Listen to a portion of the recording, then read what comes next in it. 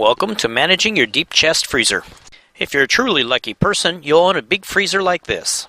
It's quite a remarkable invention. Let's say you shop at Costco. You have to buy 16 pot pies at the same time, so you need a lot of storage space. Additionally, during a power outage, it'll keep your food frozen for a remarkably long period of time. They do have a drawback, however. As you start packing food into them, you can see you'll have two problems. Exactly what is stored in the freezer, as well as where. Come back in a month and try to remember where the hot dogs are stored. Or did you already eat them? Are they even in there? Will you empty the entire freezer only to find out there's nothing there to find? Let me show you my solution. It's right here. Okay, let's take a closer look. It's a whiteboard. That's the modern day equivalent to the chalkboard. You can get these nifty pens that are held onto the board magnetically, and they even come with erasers attached to them. So, this is what we're going to do. Create columns that represent categories of food types. Within each category, you write down what the item is that you're storing, as well as the quantity. The food categories that I use are meat, seasoned meat, prepared foods, things like pizzas and pot pies, vegetables and specialty items. Of course, you've got your breads. And finally, your foods with commitment issues. You know, they don't want to belong to the other groups.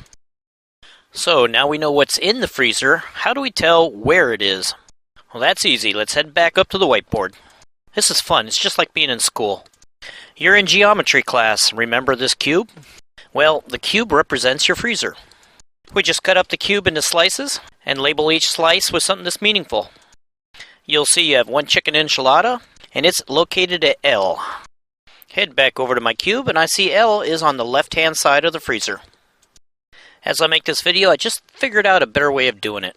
Instead of dividing the freezer by thirds, let's increase our accuracy and go with sixths. We can call it upper left, lower left, upper middle, lower middle, upper right, and finally lower right. This ought to significantly reduce your search time when you're looking for a food. Okay, setting up your whiteboard was the easy part. Here comes the hard part. It's called discipline. Let's say you're going to remove a pot roast from the freezer. Notice it's easy to find. It's on the left side. Remove the pot roast. Take your pen, erase the number 2, and put the number 1 in there to indicate you have one last pot roast. Even though that only took 2 seconds to do, you'd be surprised how much discipline it takes to keep this board up to date. And here's the best part. I just removed my last chicken enchilada. Don't erase chicken enchilada. Leave the quantity set to 0. Voila, you now have a shopping list. Before heading off to the grocery store, write down everything that has a 0 in front of it, and that's what you need to buy again. Well, thanks for watching.